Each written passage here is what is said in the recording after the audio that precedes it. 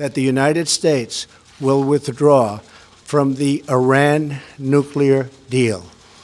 باش کشانەوەی ئەمریکا لە ڕێکەوتنی ئەتۆمی پێنج کۆیەک پەیوەندیە دووقۆڵەکان و لێدوانی بەرپرسانی کۆماری ئیسلامی ئێران و ویلایەتە یەکگرتووەکانی ئەمریکا بووه بە باسی ڕۆژی میدیا دەستگا نێودەوڵەتیەکان بە وردی چاودێری ئەو پەیوەندیانە و دواین پێشهاتەکانی دەکەن بۆ پێی ئەمریکا ئێران بە خاوەنی ڕۆڵی سەرەکی دەبینێت لە ڕۆژهەڵاتی ناوەڕاستدا.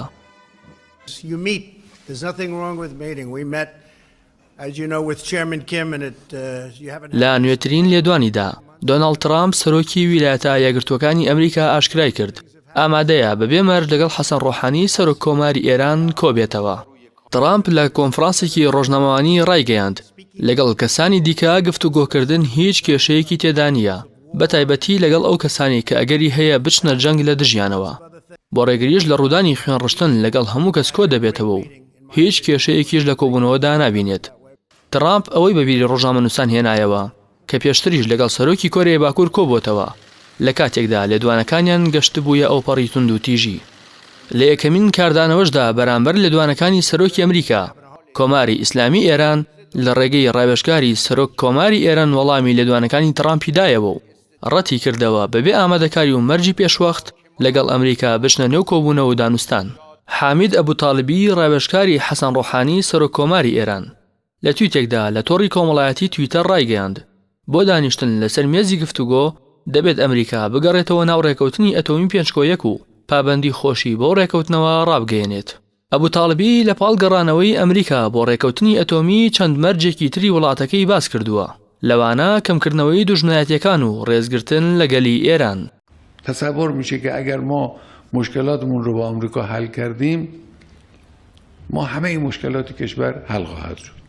اولا لە میانی وتارێکدا بۆ سەفیر و باڵێۆزەکانی ئێران لە دەرەوەی وڵات ئایەتوڵڵا عەلی خامنەیی ڕابەری باڵای شۆڕشی ئێران بینینەوەی چارەسەری گرفتەکان لە ڕێگەی دانوستان لەگەڵ ئەمریکا بە هەڵەیەکی ڕوون و ڕەوان و بێپێچووپەنا وەسف کرد.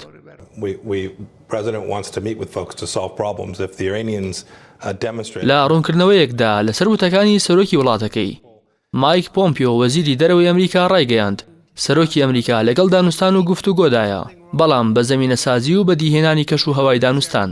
پۆمپیۆ ئاماژەی بەوە کردووە ئەگەر ئێرانیەکان بەڵێن بدەن بە ئامادەی خۆیان بۆ گۆڕینی سەرجەمی ڕەفتارە بنەڕەتیەکان و داماڵینی وڵاتەکەیان لە چەکی ئەتۆمی ئەوە سەرۆکی ئەمریکا ئامادەی گفتوگۆ و کۆبوونەوەیە.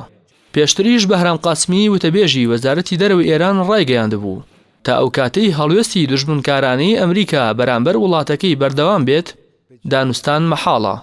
قاسمی ئاماژەی بەوەش کردبوو هەموو ڕۆژێک ئەمریکا ئەوە نیشان دەدات کە جێگەی متمانە نییە. بەهای هەر دۆلارێکی ئەمریکی بەرامبەر بە تمەن لە بازاڕەکانی ئێراندا گەیشتە نزیکەی 12,000 تمەن. ئەمە شوای کرد لە دەسەڵاتدارانی ئێران ڕێوشوێنی تند بگرنە بەر دژ بەو بازرگانانەی کە گومانیان لێ دەکرێت ڕۆڵی خراپ دەگێڕن لەو بابەتەدا. بۆ ئەو مەبەستەش وتەبێژی دەسەڵاتی دادوەری ئێران ڕایگەیاند دەستگیرکردنی ئەو کەسانی ڕۆڵی خراپیان هەبووە لەسەر ئابووری وڵاتەکەیان گەشتووەتە 47 کەس. لەگەڵ ئەمانەدا حوسێن خانزادی فەرماندەی هێزی دەریایی سوپای ئێران مانەوەی تەنگەی هورمزی بەکراوەیی پەیوەست کرد بە دەستەبەرکردنی بەرژەوەندەکانی کۆماری ئیسلامی ئێران و داوای لە کۆمەڵگای نێودەوڵەتیش کرد ئەوەی لەسەریانە بەرامبەر تاران جێبەجێ بکەن.